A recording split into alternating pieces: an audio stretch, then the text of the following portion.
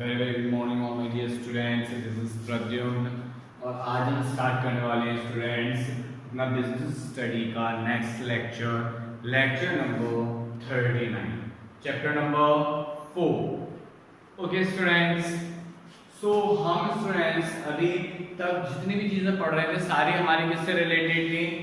Digital concept से। That means जितने भी हमारे पेमेंट के डिजिटल फॉर्मेट्स होते हैं सारी की सारी चीजें हमारे डिजिटल फॉर्मेट से कनेक्ट थी। कोई भी चीज ऐसी नहीं थी जो हमारी नॉन डिजिटल हो स्टूडेंट्स। सो आज हम उसी को कॉन्सेप्ट को अपना कंटिन्यू करने वाले हैं। आज हम पढ़ेंगे मोबाइल बैंकिंग। मोबाइल बैंकिंग यानी कि जितने भी ट्रांजैक्शंस हैं उनको मोबाइल के थ्रू, जितने भी जिन ट्रांजैक्शंस को बस मोबाइल के थ्रू किया जाता है, they all are called mobile banking. For example, आपने कोई भी ऑनलाइन शॉपिंग की, उसका अगर आपने पेमेंट ऑनलाइन कर दिया, ठीक है ना, मोबाइल के थ्रू, नॉट लैपटॉप। भाई ई बैंकिंग में क्या हुआ? ऑनलाइन बस काम हो, चाहे वो लैपटॉप से हो, पीसी से हो, मोबाइल से हो, टैबलेट से हो, ठीक है ना, या फिर एटीएम मशीन के थ्रू हो, माइक्रो एटीएम हो, है ना, मिनी एटीएम, कोई में एटीएम, सारे क्या है? Digital transaction. बट ओनली अगर हम मोबाइल बैंकिंग की बात करते हैं तो यहाँ पर केवल वो चीजें आती हैं जिसके थ्रू हम केवल मोबाइल से ही पेमेंट करेंगे, ठीक है ना। So nowadays we can also use internet banking on our mobile phone using a wifi on 4G connection, ठीक है ना। और mobile banking also customers of banking to perform banking transaction like fund transfer, check account balance, pay bill, receive alert। means आपका mobile है, mobile में क्या होना चाहिए? इंटरनेट होना चाहिए।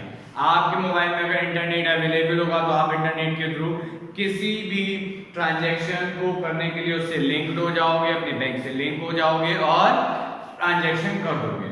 Okay students, so now next point, merits of mobile banking. अब बात आती है यहाँ पर मेरिट्स की। हाईली सिक्योर की अगर हम बात करते हैं तो biggest merit is that we have more control of our money. Mobile banking is highly secure, our security guarantee and respect protect SMS code offer as security when banking on our mobile.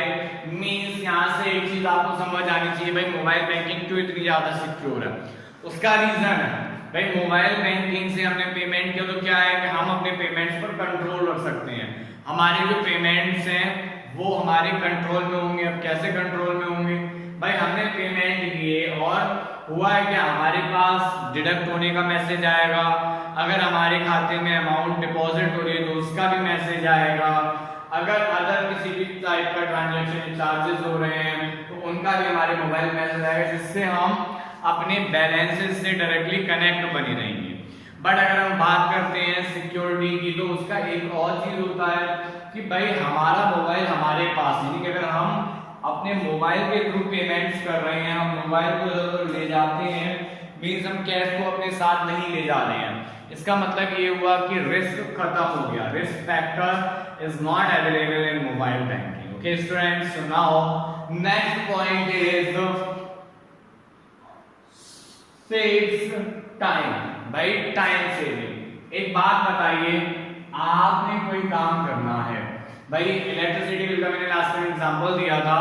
So electricity bill आपको अगर पे करना है तो क्या करोगे? अभी अगर मोबाइल बैंकिंग नहीं है, आपको ऑनलाइन नहीं आता काम, तो आप क्या करेंगे? आप जाएंगे इलेक्ट्रिसिटी डिपार्टमेंट और वहां से लाइन में लगेंगे। उसके बाद आप अपना पेमेंट करोगे और वापस चले आओगे। But when you are using mobile banking then you will open your Paytm or other app, है ना, directly fill your account number of electricity department and directly pay with your mobile phone। Mean आपका जो भी mobile phone होगा आप directly Paytm या ऐसे कोई भी ऐप होगा जिसको आप यूज कर रहे होगे, आप ओपन करोगे और जो इलेक्ट्रिसिटी का जो अकाउंट नंबर होता है आप फिल करोगे और सेकंड्स में जहां पर आपके आवर्स बेस्ड हो रहे थे, अब ये सेकंड्स में आपका इलेक्ट्रिसिटी बिल पे हो गया, आपको घर से निकलना भी नहीं पड़ा, right. So now next point, convenience. Convenience की अगर हम बात करें तो we can do our everyday banking any time anywhere while we shop, waiting for a bus और on a holiday and at no extra cost. बात आती है यहाँ पर कन्वीनियंस की। भाई कन्वीनियंस में क्या होगा, कोई भी फेस्टिवल्स वगैरह होते हैं, आप लोगों ने देखा होगा, तो उसमें आप जब भी शॉपिंग्स करने जाते हो, भाई नए नए कपड़े सभी लोग परचेज करते हैं, ठीक है ना। अब क्या करना है, जब आप मोबाइल बैंकिंग यूज कर रहे होते हो, ऑनलाइन शॉपिंग्स कर रहे होते हो, तो उस सिचुएशन में क्या होता है, आप अपना मोबाइल लिया, आपने कोई भी ऐप यूज की, जैसे just like Flipkart, Amazon, Paytm, है ना, और इस टाइप के मिंत्रा, तो ये सारे ऐप क्या हैं, सबको आप अपने यूज कर रहे हो और ऑनलाइन शॉपिंग। भाई इसमें बहुत सारे ऑप्शंस भी आते हैं। अभी आप दुकान पे जाओगे 10, 20, 30, 40 शर्ट दिखाएगा, 50 बस, इससे ज्यादा वो नहीं दिखा पाएगा, है ना। हो सकता है उसकी खुद की दुकान पे ही 100-200 शर्ट्स हो बस, बट जैसे ही हम ऐप यूज करेंगे, हमें 1000 देखनी हो तो हम 1000 शर्ट देख सकते हैं, 1000 टाइप के डिजाइन देख सकते हैं। So this is the concept of convenience, है ना। और यहाँ पर क्या नहीं करना पड़ता, अभी आपको अगर मार्केट जाना हो, आप रह रहे हो कहीं आउटसाइडर में, अब सपोज दैट आप रह रहे हो घेरोर में और आपको जाना है मैनपुरी की मार्केट में, तो पहले आप यहाँ से मैनपुरी जाओगे, पेट्रोल टाइम खर्च करोगे, फिर मार्केट में ढूंढोगे अच्छी सी दुकान, उसके बाद यू विल परचेज, है ना, right. But in mobile banking, है ना, you will not move from your house, है ना, directly use your mobile phone and directly order with your mobile phone, students, right? चलिए, so now next point is benefit of e-banking to customers। भाई e-banking का जो भी profit है वो customer को कैसे कैसे होता है एक बार देख लेते हैं। e-banking service provide 24 hours in a day, 365 days in a year service to the customer. में जो भी ई बैंकिंग की सर्विस होती है वो 24 घंटे ओपन होती है कस्टमर के लिए और ईयर में 365 डे। आप अगर दिवाली वाले दिन या फिर ऐसा कोई डे जिस दिन मार्केट बंद रहती हो, आप उस दिन भी चाहोगे अगर शॉपिंग करना, तो you can purchase from online, okay, but you can purchase in a local market. For example जैसे मैनपुरी का मार्केट है वो थर्सडे को ऑफ रहता है, शिवाबाद का मार्केट है वो वेडनेसडे को ऑफ रहता है, तो आप इनमें क्या नहीं कर सकते, इन डेज में जैसे 6 का मार्केट है वो फ्राइडे को ऑफ रहता है, आप यहाँ इन डेज में परचेजिंग नहीं कर सकते, ठीक है। बट इन ऑनलाइन, है ना, यू कैन परचेज, है ना, anything. So now next point is customers can make some of the permitted transaction from office or house or while traveling even through mobile telephone। मतलब when you are moving somewhere else means अगर आप कहीं भी movement कर रहे हो तो क्या होगा, मूवमेंट में आप उस सिचुएशन में भी सेल परचेज कर सकते हो, बिल पेमेंट्स कर सकते हो। कैसे, हाउ, है ना। So it's a very simple. भाई आप जा रहे हो, है ना, ट्रैवलिंग कर रहे हो, आपने ऑनलाइन शर्ट देखी ऐप के थ्रू, आपको शर्ट पसंद आई, directly you will purchase your shirt from online shops, okay. But if you are moving somewhere else then you can't purchase directly from your shop. Means if you lives in Giror, try to understand, okay। So right now you are moving Giror to Agra, है ना, now you are in bus, so you can't purchase from your shop, but if you have a mobile phone and with the internet, है ना, then you can purchase with the mobile phone, right। अगर समझ लोगे, I hope students। So now next point is recording of each and every transaction develops a sense of financial discipline। भाई होता क्या है, when you are using your mobile phone for banking purpose directly, you have messages of debit and credit of your transactions. So you have all the records of your bank detail, है ना, very easily.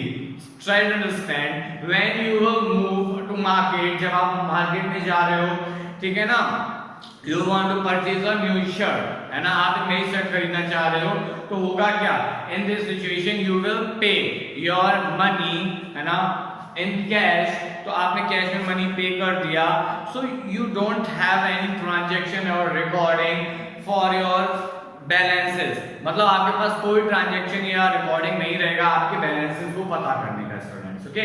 But आप online कर रहे हो, टक टक आपने button दबाया और ऑनलाइन पेमेंट किया, आपकी हिस्ट्री में पूरा का पूरा सेव होता जाएगा। So now next point, it to provided greater security to the customer as they can avoid travelling with cash. भाई मैंने आपको ये समझाया था अभी थोड़ी देर पहले ही, आपको आगरा जाना है और किसी को 1 लाख रुपए का पेमेंट करना है, आपने क्या किया, मोबाइल जेब में डाला, मोबाइल में भीम ऐप चालू थी, है ना, उसमें पासवर्ड लगे हुए हैं, फिंगरप्रिंट्स वगैरह सब लगे हुए हैं, पूरी तरह से सिक्योर है।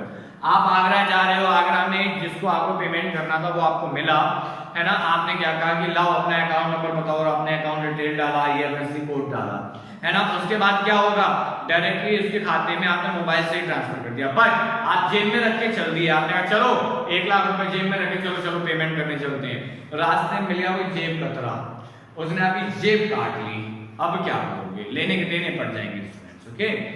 सो this method is very secure for you. Now benefit of e banking to banks, banks के लिए ई बैंकिंग का benefit, right. First point, it provides competitive advantage to the bank, ठीक है ना भाई, क्या है, ऑनलाइन बैंकिंग बैंक्स को कॉम्पिटिटिव एडवांटेजेस देता है। भाई एक हर बैंक एक दूसरे को आज की डेट में कॉम्पिटिट करने में लगा हुआ है कि कौन ज्यादा कस्टमर्स रखता है और कौन ज्यादा प्रॉफिट अर्न कर रहा है, भाई हर जगह यही हो रहा है, ठीक है ना। सो एक दूसरे को कॉम्पिटिट करते हैं बैंक यहाँ से।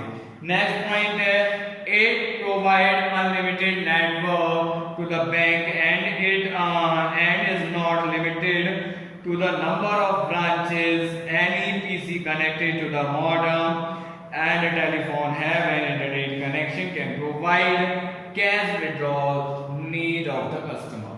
भाई होता क्या है, हमने ऑनलाइन ट्रांजैक्शन करना स्टार्ट किया तो हमने क्या किया, ऑनलाइन पेमेंट करना शुरू कर दिए।